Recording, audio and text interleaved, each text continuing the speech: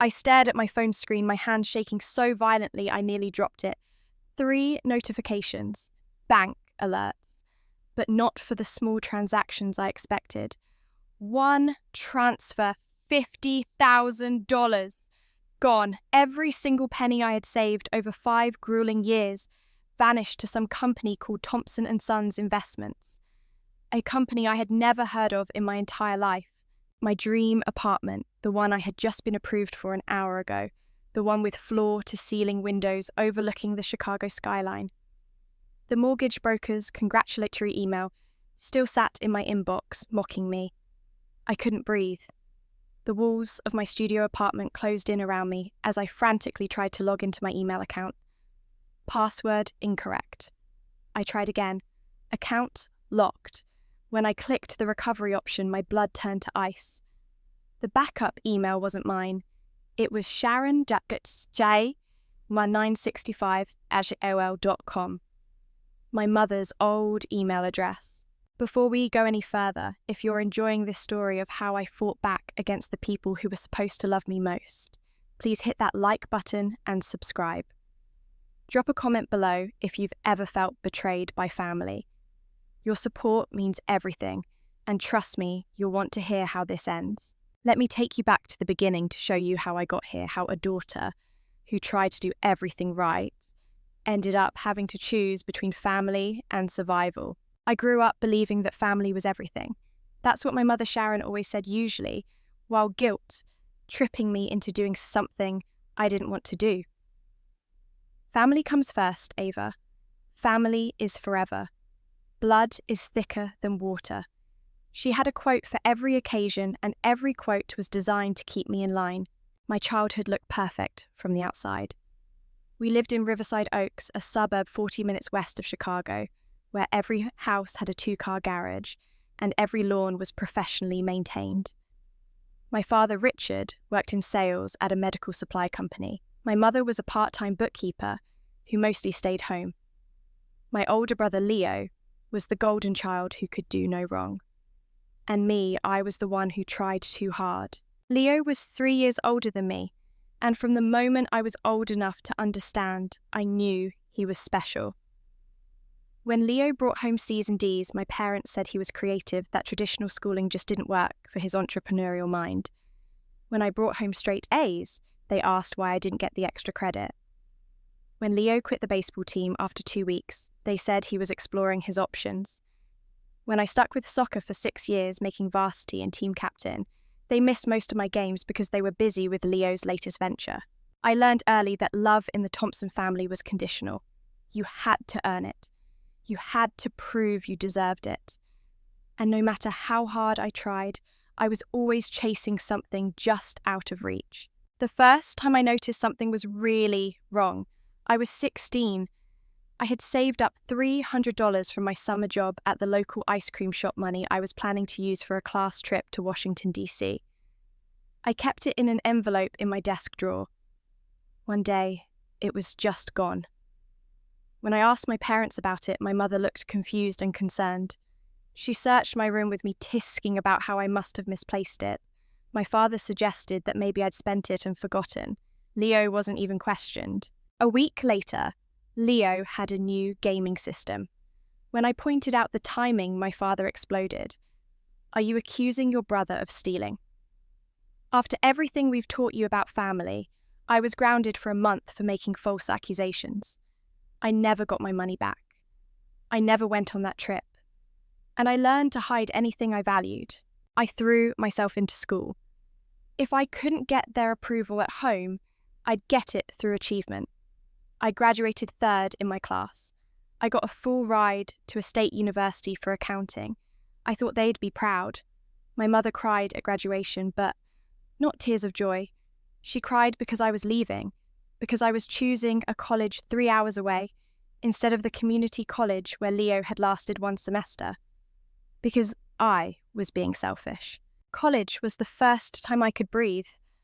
I worked 2 jobs, kept my grades perfect, and built a life that was entirely mine.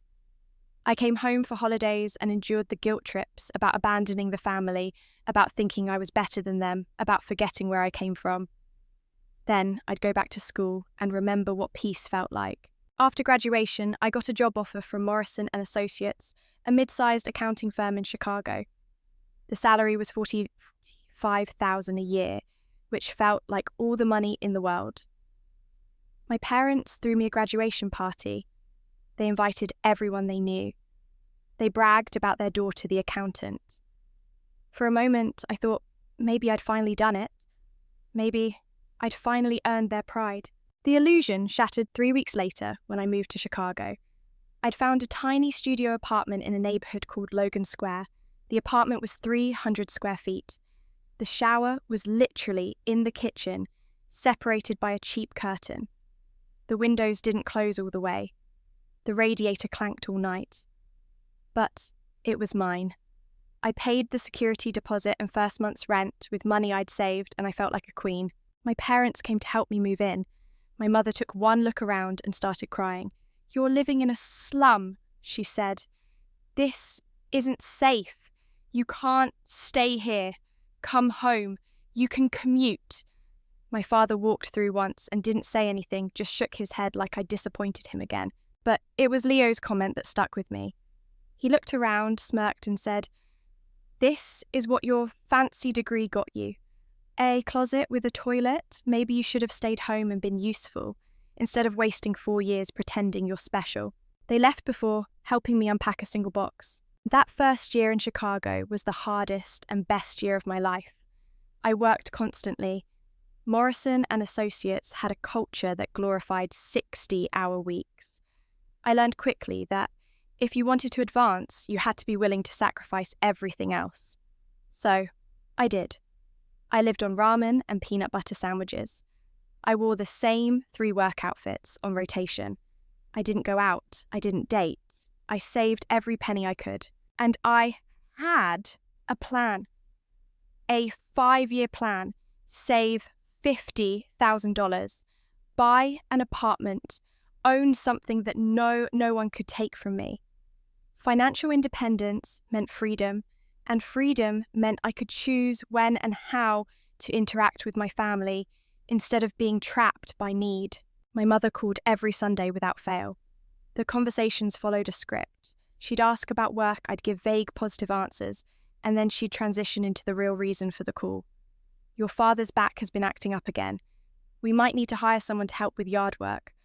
Or Leo's car broke down and he needs money for repairs. Or the furnace is making a noise and we're worried it might die. We can't afford a new one right now." At first I helped. I was making real money for the first time in my life. $500 to fix the furnace seemed reasonable. $300 for car repairs was nothing compared to what I was saving. But something always felt off. The furnace would need fixing again 6 months later. Leo's car was in a perpetual state of breaking down. The house always needed something. I started keeping a notebook. A small, black spiral notebook that I kept in my desk at work. Every time they asked for money, I wrote it down. The date, the amount, the reason. Over 3 years, the list grew to 22 entries. The total was just over $8,000. And I started noticing patterns. They never asked for amounts over $2,000. Always something that felt manageable.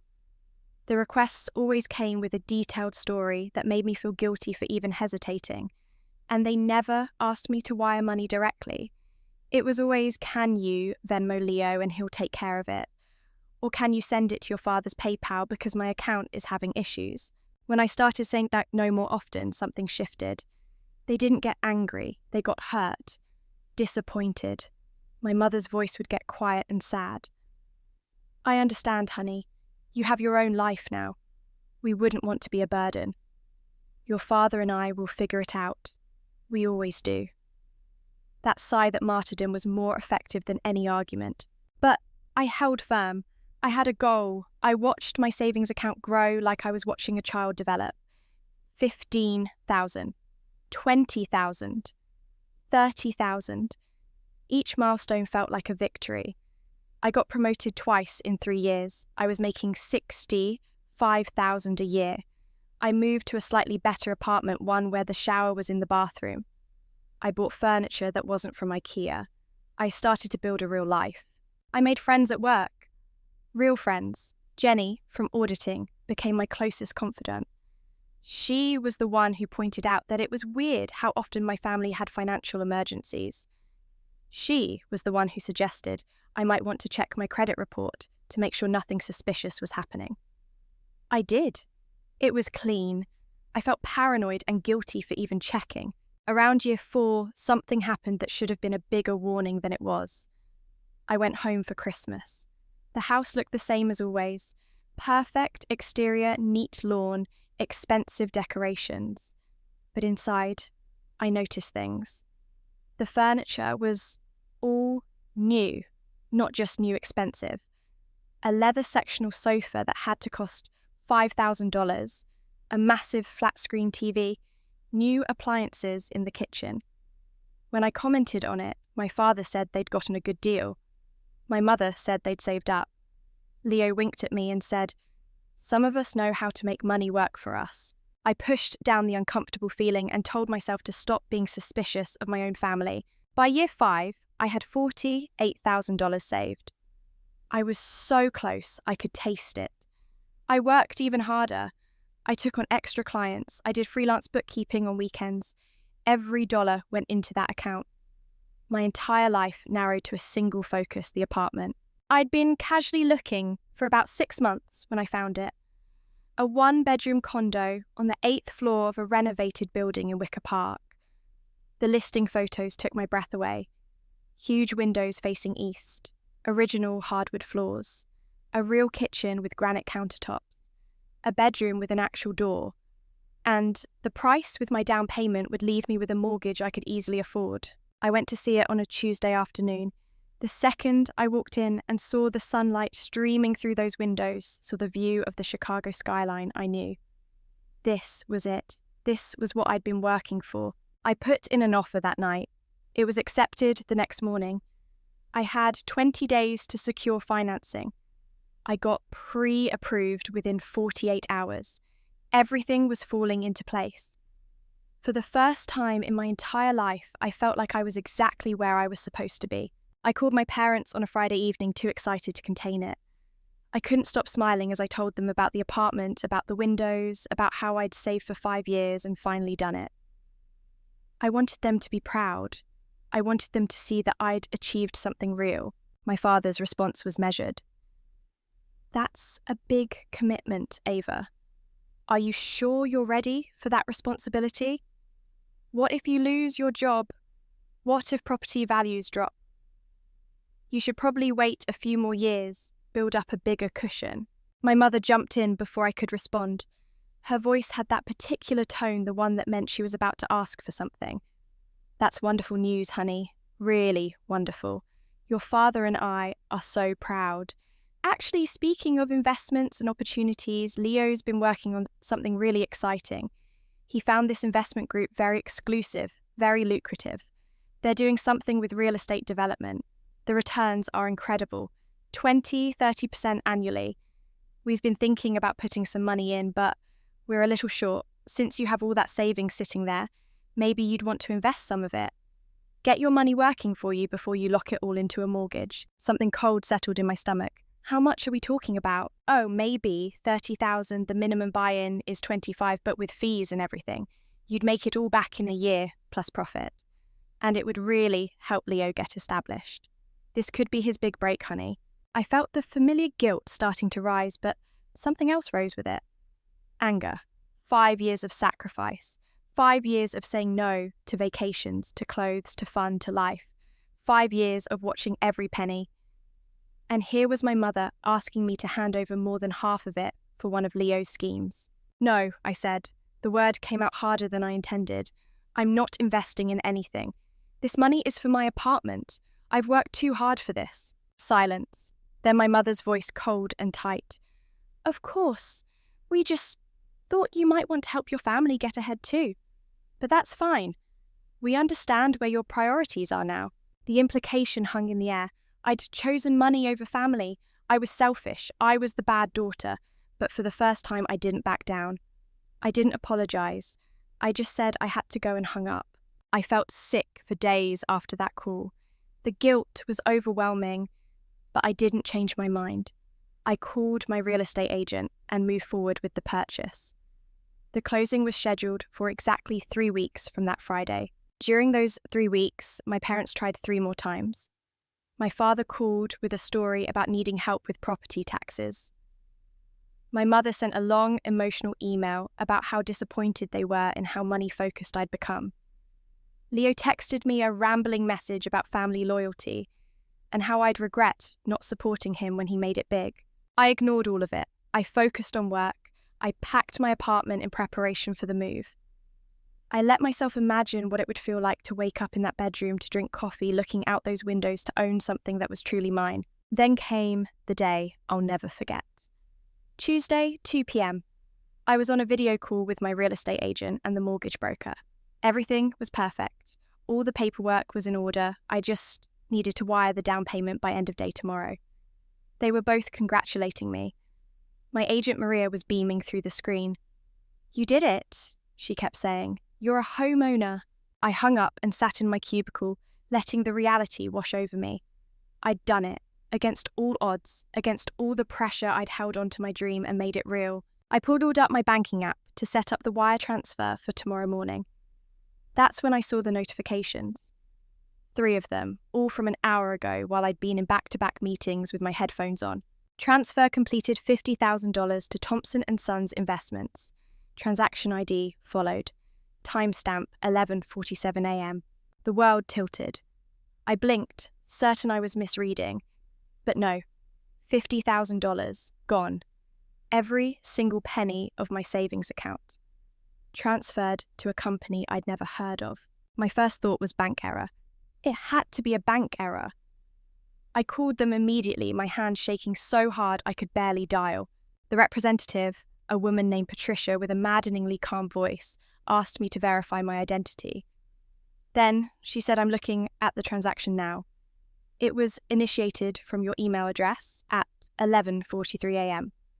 The authentication code was sent to your phone number ending in 7842. That's your phone, correct?" "Yes, but I didn't do this. I was in meetings all morning. I didn't initiate any transfer. Let me put you on hold while I check with our fraud department." 5 minutes, 10 minutes. Every second felt like an hour. When Patricia came back, her voice had changed. "Ms. Thompson, I'm seeing some concerning details here. The receiving account, Thompson & Sons Investments, was only opened 3 weeks ago. The business registration appears suspicious. I'm going to need to file this as potential fraud, but I have to tell you the transaction has already cleared on our end. The money has left your account and been received by theirs. Recovery in cases like this can take weeks or months, and there's no guarantee of success." My vision blurred. What do I do? First, file a police report immediately. Second, try to contact the receiving party, though I suspect you won't be successful. Third, secure all your accounts. Change every password. Enable additional security.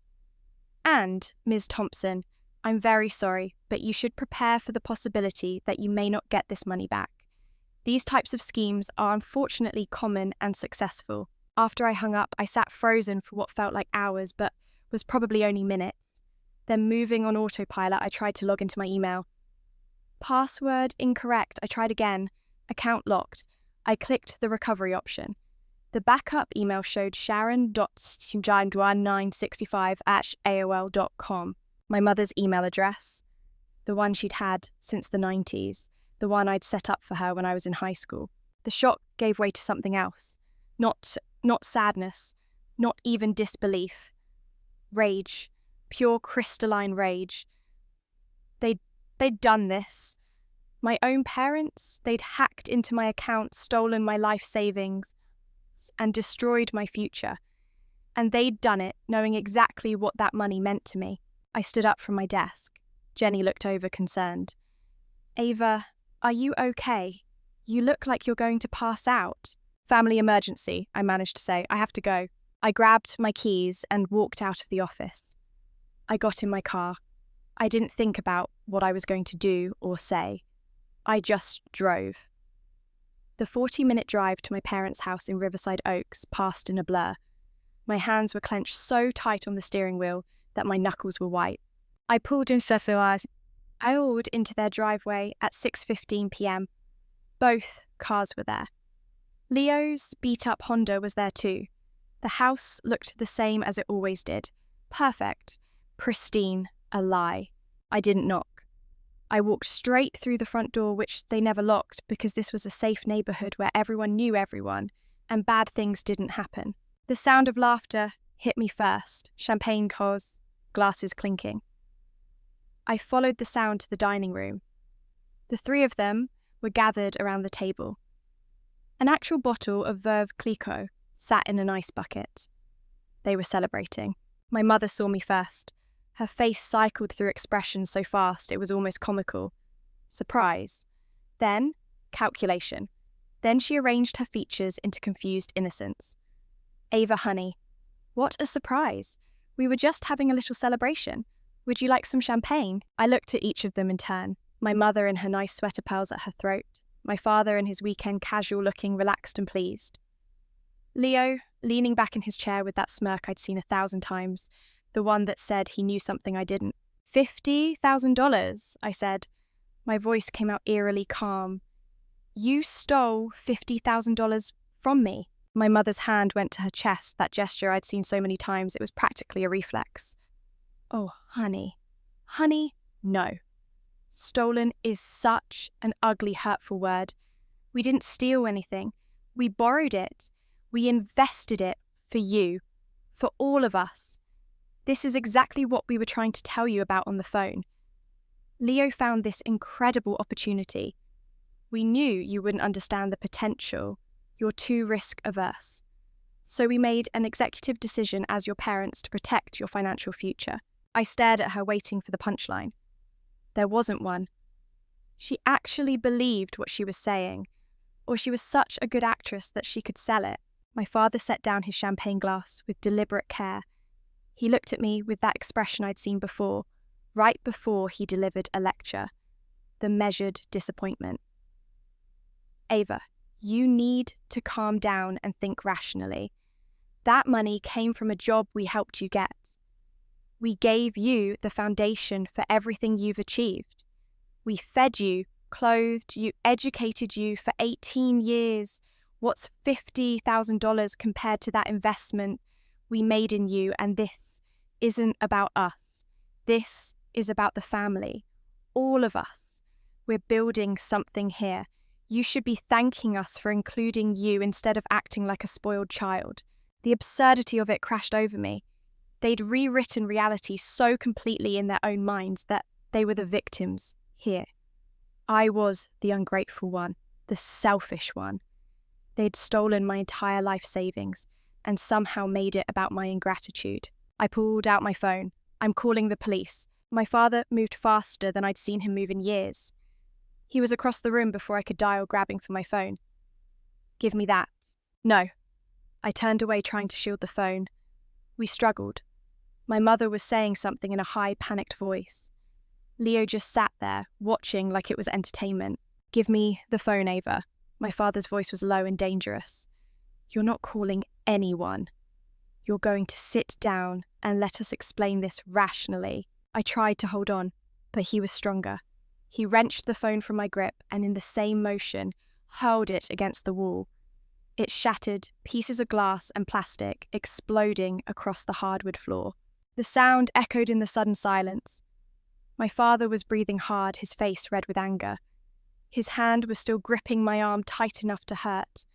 You will not call anyone, he said. You will not embarrass this family. You will sit down, shut up, and let us handle this like adults. We are your parents.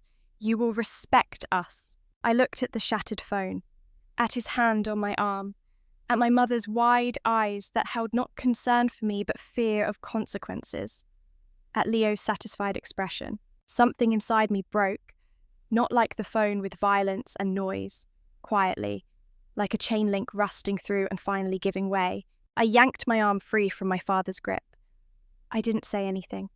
I just looked at each of them one more time, memorizing their faces in this moment, and then I turned and walked out.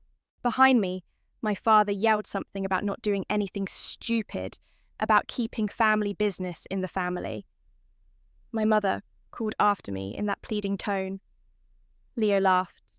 I got in my car and drove. I didn't go home. I went to a Target that was open until 10. I bought a new phone, with my credit card the cheapest smartphone they had. While the employee activated it and transferred my number, I sat in my car in the parking lot and let myself break down. I cried until I couldn't breathe. I screamed until my throat hurt. I beat my fists against the steering wheel until they were bruised. 5 years. 5 years of sacrifice, of careful planning, of saying no to everything fun or spontaneous or joyful. 5 years of building towards something. And my own family had destroyed it in one transaction.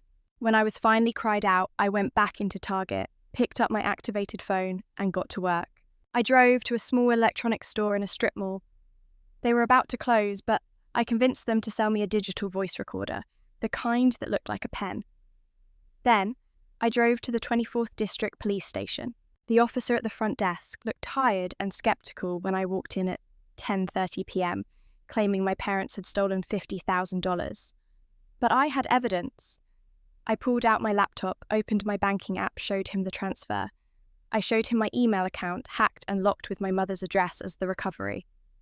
I told him about the physical altercation. I rolled up my sleeve and showed him the bruises already forming on my arm where my father had grabbed me. His expression changed. He called over a detective. Detective Miller was in his 50s with greying hair and eyes that looked like they'd seen everything. He brought me to an interview room that smelled like stale coffee and industrial cleaner. The fluorescent lights were too bright. The chairs were uncomfortable. He offered me water and I took it, realizing I hadn't had anything to drink in hours. Tell me everything, he said, pulling out a notepad. Start from the beginning. So I did. I told him about the phone call 3 weeks ago where they'd tried to get me to invest. I told him about the transfer this morning. I told him about confronting them and the assault. I showed him every piece of documentation I had. Bank statements, email screenshots, photos of my bruises. Detective Miller took notes. He took photos. He made copies of everything. When I finished, he sat back and looked at me with something like pity. This is identity theft, wire fraud, and assault, he said. These are serious felonies. You understand that if we pursue this, your parents will be arrested. They will likely go to prison. Your family will never be the same. I met his eyes without flinching. They stole my entire life savings and assaulted me when I tried to stop them. Yes, I understand what the consequences are. And yes, I want to press charges. He studied me for a long moment, then nodded. Okay, we'll need a few days to build the case, but with this evidence, it's pretty straightforward. Do you have somewhere safe to stay? Are you worried they might try to contact or harm you? I'll be fine, I said with more confidence than I felt. Take my card. Call me if anything happens. And Ms. Thompson. He paused. I've been doing this job for 23 years. I've seen a lot of family situations. What you're doing takes courage.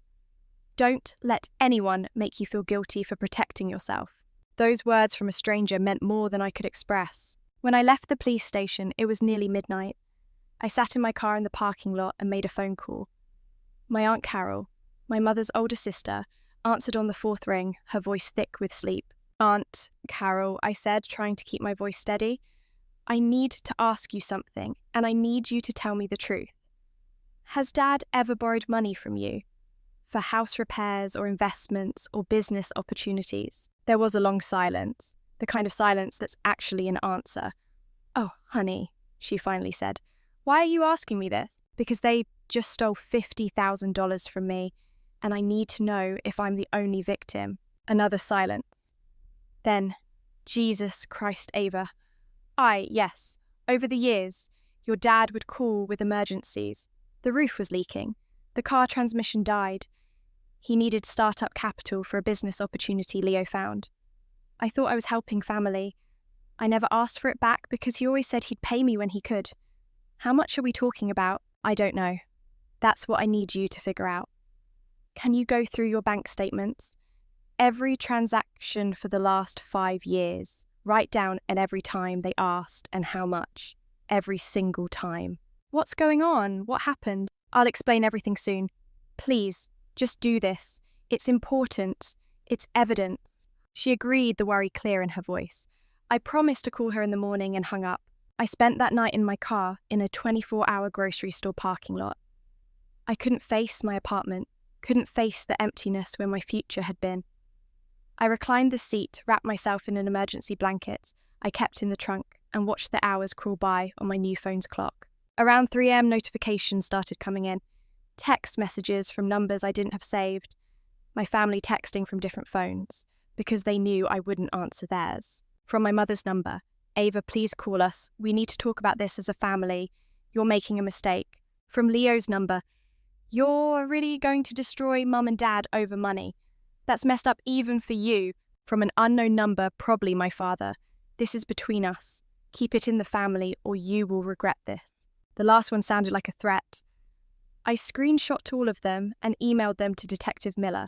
When the sun came up, I bought coffee and a breakfast sandwich from a gas station. My hands were still shaking. I called my boss and told her I had a family emergency and needed the rest of the week off. She heard something in my voice and told me to take all the time I needed. Then I called Jenny. She answered immediately, already at work. "Where are you? Are you okay? You disappeared yesterday and you look insane. Can you meet me after work? I need to tell you everything." We met at a bar near her apartment at 6 p.m. I told her the whole story over 2 glasses of wine that I desperately needed. She listened without interrupting, her expression growing darker with each detail. When I finished, she sat back and said, "We're going to destroy them." "That's the plan," I said. Over the next 3 days, I barely slept. I met with Detective Miller twice more as he built the case. He tracked down Thompson & Sons Investments. It was a shell company registered in Delaware 3 weeks earlier.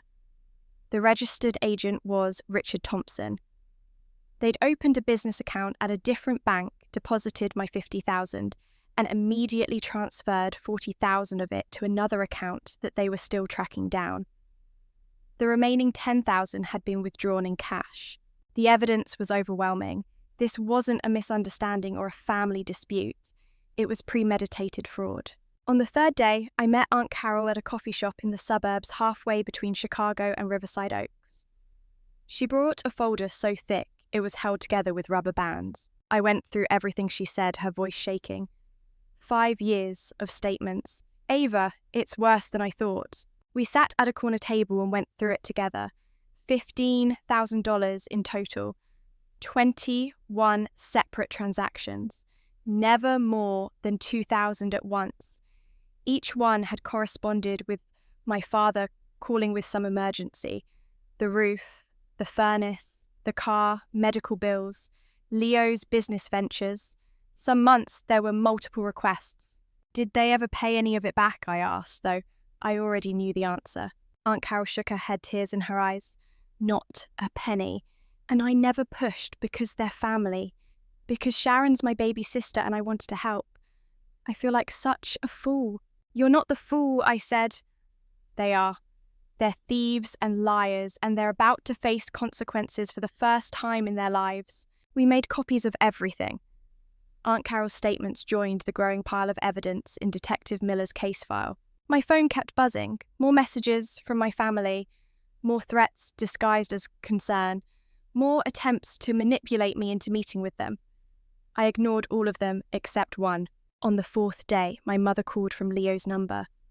Her voice was choked with tears, that particular breathless crying that she'd always used when she really wanted something. "Ava, baby, please. Please talk to me. You're destroying this family. Your father is beside himself. Leo is so hurt. We can fix this. We can sit down as a family and work this out. Please, I'm begging you, come to Aunt Carol's house tomorrow at noon. Just talk to us. That's all we're asking. Please don't let lawyers and police tear us apart." Every instinct screamed trap. But I also saw an opportunity. "I'll be there," I said. "Noon, tomorrow." I hung up before she could say anything else. That evening, I went to Aunt Carol's house. She lived in a different suburb in a modest ranch house that she and Uncle Jim had owned for 30 years. I brought my laptop, the voice recorder, and every piece of evidence I'd gathered. "We need to set a trap," I said. "Tomorrow, when they come, they're going to try to paint me as the villain. They're going to perform for everyone. But I'm going to show them who they really are." "What do you need me to do?" Aunt Carol asked. I need you to call Detective Miller at noon sharp and tell him there's a disturbance at your address. I need you to make sure other family members are here, witnesses, and I need you to trust me." She nodded. "I trust you." I spent that night preparing. I made a digital presentation with screenshots, bank transfers, evidence of the hacked email, everything. I tested the voice recorder. I practiced what I would say. I barely slept. The next day, I arrived at Aunt Carol's house at 12:05 p.m, deliberately late. The driveway and street were packed with cars. My mother had assembled an audience. I recognized most of them. Uncle Jim, Aunt Diane, and Uncle Robert, my father's siblings. My cousins Rebecca and Michael. Even my grandmother, my father's mother, who was in her 80s and rarely left her assisted living facility. My stomach twisted. They'd brought everyone. This was going to be a show trial, with me as the defendant. I walked in without knocking. The living room was full. My parents sat on the couch, my mother clutching tissues. My father's face was hard and set. Leo stood behind them, his arms crossed. Everyone else was scattered around the room, the atmosphere thick with tension and curiosity. When I entered, conversation stopped. My mother immediately burst into tears. "Ava," she said, reaching for me. "Oh, thank God, I was so worried. Come here, baby, come, sit down, let's talk about this." I stayed by the door. "I'm fine standing," I said. My father stood up. He had that commander voice on the one that expected obedience. "Sit down, Ava. We're going to handle this as a family. No more dramatics. No more police. We're going to work this out right now." I looked around the room. Some faces were sympathetic to me. Others looked suspicious. Most just looked uncomfortable. My grandmother sat in an armchair, looking confused about why she'd been brought here. "Okay," I said, "let's talk." My mother composed herself with visible effort. She took a shaky breath and began. "I want everyone here to understand what's happening. Your father and I love Ava more than anything.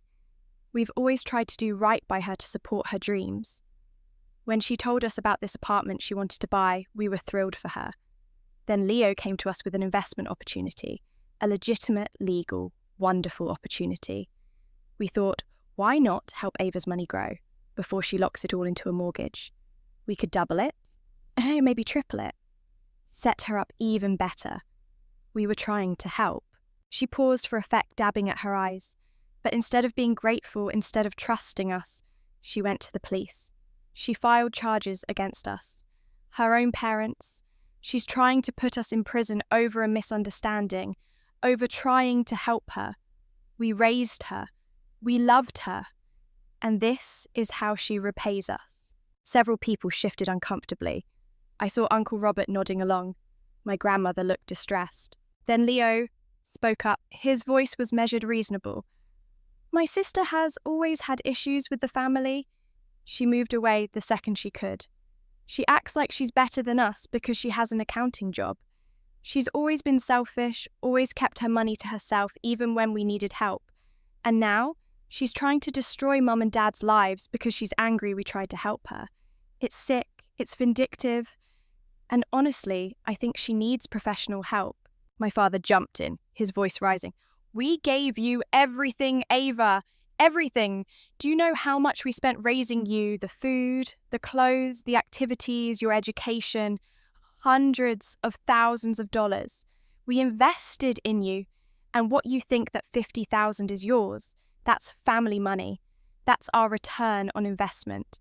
You're being ungrateful and frankly cruel.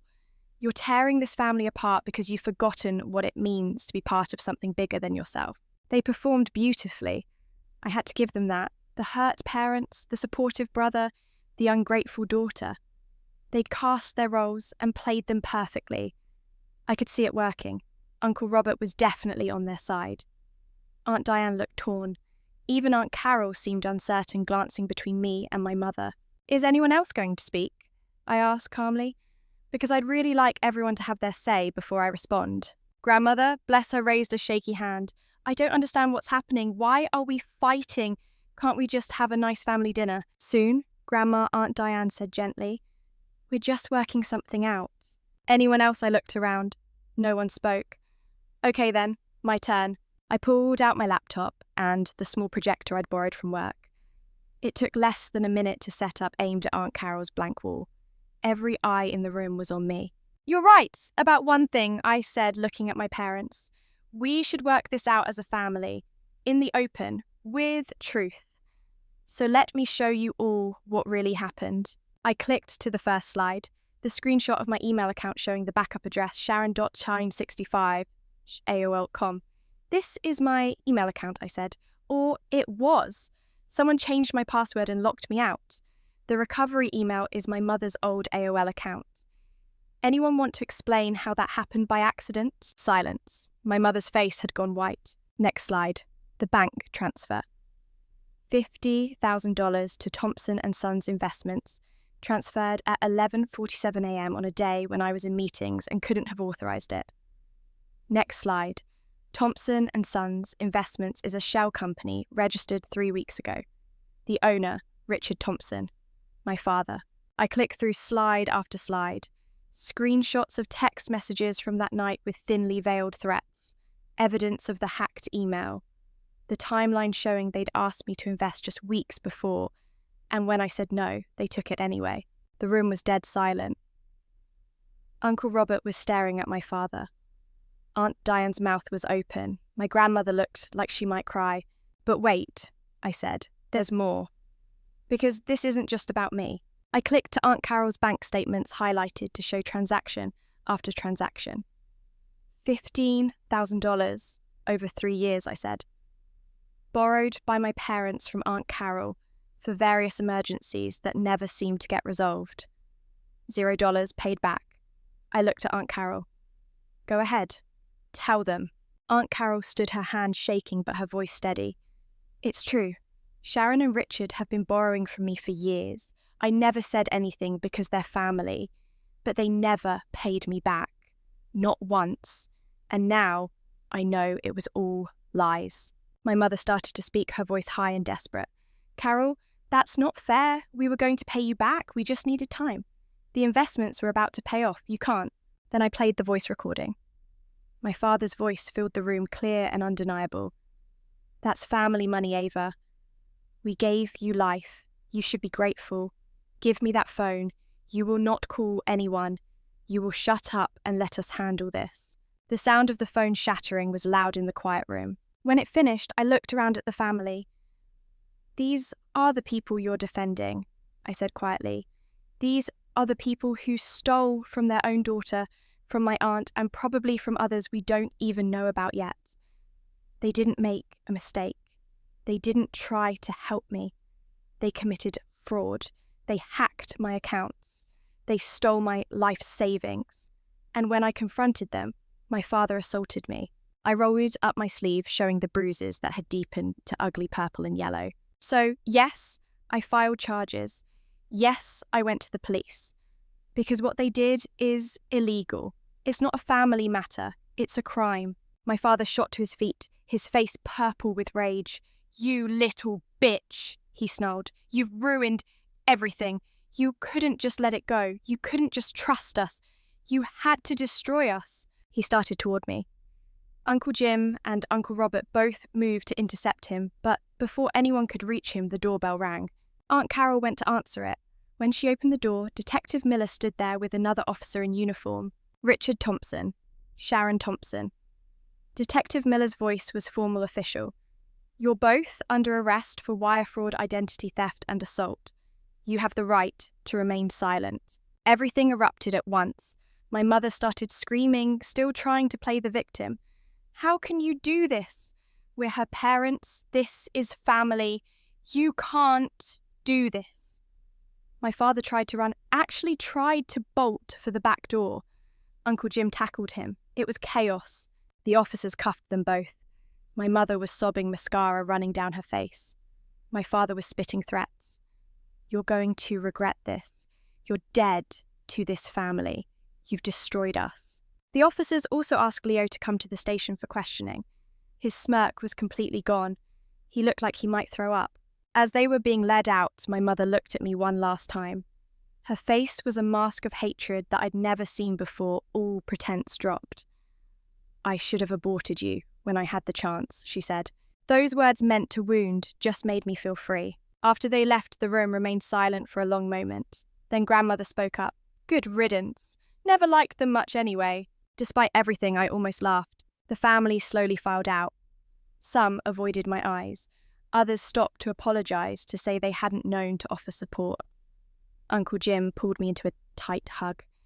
"You did the right thing, kiddo. The hard thing, but the right thing." When everyone was gone, except Aunt Carol, Uncle Jim, and Cousin Rebecca, I sat down on the couch and finally let myself fall apart.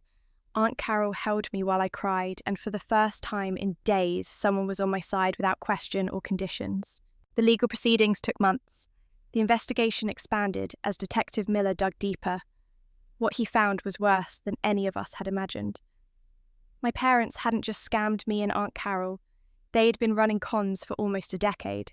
They'd taken out credit cards in Leo's name without his knowledge and maxed them out. They'd borrowed from their church community for fake medical emergencies. They'd convinced my father's elderly mother to invest in non-existent opportunities. They'd refinanced their house 4 times, each time pulling out equity and spending it. They'd created multiple shell companies to hide money and avoid taxes. The prosecutor called it a small-scale but long-running fraud operation. The evidence was overwhelming. Richard Thompson was sentenced to 8 years in federal prison for fraud, identity theft, forgery, and assault. Sharon Thompson, as an accomplice who had actively participated, received 6 years. Leo, who cooperated with investigators and provided testimony, received 3 years probation and had to do community service and pay restitution. Their house was foreclosed. All their assets were seized. My $50,000 was returned to me within 3 months once the DA froze their accounts. The bank also flagged the fraud and restored my money, meaning I ended up getting it twice. I immediately put the extra $50,000 into a fund for other fraud victims who weren't as lucky. With my original savings restored, I bought the apartment. The closing was delayed by 4 months, but the sellers, once they heard the story, agreed to wait. I moved in on a Saturday in February. It was snowing. The apartment was exactly as I'd imagined, maybe better, because I'd fought so hard for it. Aunt Carol, Uncle Jim, and Rebecca helped me move. So did Jenny and a few other friends from work. We ordered pizza and hung curtains and laughed. Real laughter that came from joy, not obligation. But owning the apartment wasn't enough. The experience had changed me fundamentally. I'd learned what I was capable of when pushed to the edge. I'd learned that I could stand alone.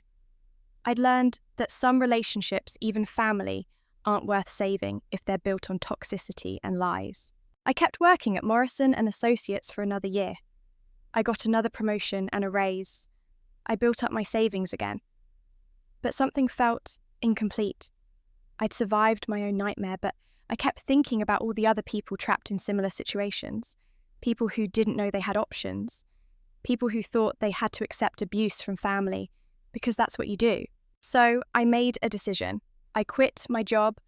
I used a portion of my savings and a small business loan to start a non-profit organisation. I called it The Ledger because every transaction should be recorded, every lie should be documented, and everyone deserves to have their story heard and believed. The Ledger's mission is to help victims of financial abuse within families and relationships. We provide free legal consultations with attorneys who specialise in fraud and elder abuse. We offer financial counselling to help people protect their assets and rebuild their lives. We run support groups so people don't feel alone. We maintain a database of resources for everything from filing police reports to getting restraining orders to finding safe housing. Starting The Ledger was the hardest thing I'd ever done, harder than confronting my parents, harder than testifying at their trial. But it was also the most meaningful. Aunt Carol became one of our first board members, using her own experience to help guide our mission. Jenny volunteered as our financial literacy instructor. Detective Miller agreed to be on our advisory board, helping victims understand how to work with law enforcement. Our first client was a woman named Maria, whose husband had been draining their joint account to support a gambling addiction. She was terrified to leave because she thought she couldn't survive financially. We helped her open a separate account, document the withdrawals, and file for divorce with protections in place. Within 6 months, she was free. Our second client was a college student named Tyler, whose parents were stealing his financial aid and forcing him to take out loans to give them the money. We helped him file for independence, report the fraud, and get his aid restored. He graduated debt-free. Our third client was an elderly man named Robert, whose daughter had power of attorney and was selling his possessions while he was still alive and competent. We helped him revoke the power of attorney and file charges. He got his house back. Every person who walked through our door was someone whose pain I understood viscerally. Every time we helped someone escape an abusive situation, every time we helped someone reclaim their financial autonomy, I felt a piece of my own trauma heal. The organisation grew faster than I expected. Within a year, we'd helped over 200 people. Media picked up our story. I did interviews about financial abuse in families, a topic that's shockingly common but rarely discussed. We started getting donations. Other attorneys and therapists volunteered their time. We expanded our services.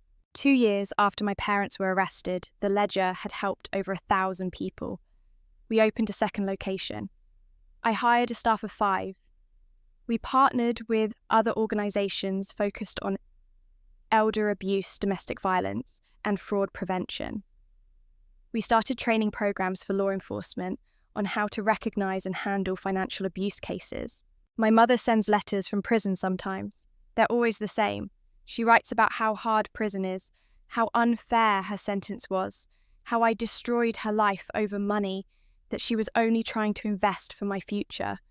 She writes about what a disappointment I am, how I've torn the family apart, how I'll understand someday when I have children of my own and they betray me. She never apologises. She never takes responsibility. She still sees herself as the victim. I stopped reading the letters after the first few. I just forward them to my lawyer and file them away. My father doesn't write. I heard through Aunt Carol that he refuses to acknowledge what he did, still maintains he was helping the family. He's told other inmates I'm a spoiled brat who turned on her parents. I don't care what narrative he's created for himself. Leo completed his probation and disappeared. Last I heard, he moved to Nevada and was working in a casino. We have no contact. I don't wish him ill, but I don't wish him well either. He's just someone I used to know. The rest of my family is complicated. Some relatives still think I overreacted, that I should have handled it privately, instead of sending my parents to prison. They're not in my life anymore. Others, like Aunt Carol and Uncle Jim, have become closer than ever. They're the family I choose, now the ones who love me without conditions or expectations. I've built a life I never imagined possible. Not just the apartment or the organisation, but peace. Real peace that comes from knowing I stood up for myself when it mattered most. From knowing I protected myself instead of accepting abuse in the name of family loyalty. From knowing that I took the worst thing that ever happened to me and transformed it into something that helps others. I dated for a while, but nothing serious. I focused on my work on healing, on building the Ledger into something sustainable. Then, about a year ago, I met someone. His name is David. He's a social worker. He understands trauma and healing in a way most people don't. He's patient and kind and has no interest in my money or what I can do for him. He just likes me. It's revolutionary. We're taking things slow. I'm still learning what healthy relationships look like, still unlearning the patterns I grew up with. But for the first time, I believe I deserve this. I deserve kindness and respect and love that doesn't come with strings attached. It's been 2 years now, 2 years since that day I saw the bank notification that changed everything. I'm standing in my apartment, the one I fought so hard for, watching the sun rise over Chicago. The light spills across my hardwood floors, turning everything golden. My phone buzzes. An email from our newest client thanking the Ledger for helping her escape her financially abusive sister. She's safe now. She has a restraining order. She's rebuilding. I smile and set my phone down. Tomorrow, I have a meeting with the City Council about expanding our services. Next week, I'm speaking at a conference about financial abuse in families. Next month, we're opening a second office. My mother sends letters sometimes. She doesn't apologise. She talks about how hard prison is, how unfair the sentence was, how I ruined her life. I don't read them anymore. I forward them to my lawyer and file them away. My father doesn't write at all. Leo wrote once asking if we could talk.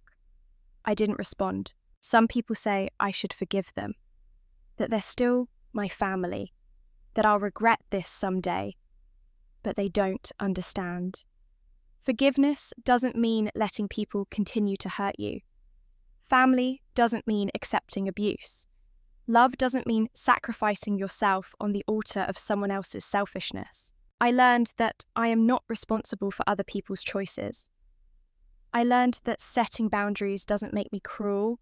I learned that walking away from toxicity isn't giving up, it's growing up. I learned that sometimes the family you choose is more real than the family you're born into. I learned that I am enough just as I am without their approval or their love. I learned that justice isn't always loud and dramatic. Sometimes it's quiet and methodical. Sometimes it's just refusing to be a victim anymore. Sometimes it's taking the pain that was meant to destroy you and using it to protect others. The sun is fully up now. The city is waking up. Somewhere out there are people who need help, who are trapped in the same cycle I escaped, and I'm here ready to help them find their way out. I didn't just get my money back, I got my life back. I got myself back. And that's worth more than any amount in any bank account. That's the sweetest revenge of all. Not destruction, but transformation. Not bitterness, but purpose. Not hate, but healing. Have you ever had to choose between family and your own well-being? Have you ever felt guilty for protecting yourself from the people who were supposed to protect you? Drop a comment below with your story. You're not alone. None of us are alone anymore. And if this story helped you see your own situation more clearly, hit that like button and subscribe. Together, we can break these cycles. Together, we can build something better. Thank you for listening. Thank you for being here. Remember, you are worthy of respect, of safety, of a life that belongs to you. Don't ever let anyone convince you otherwise.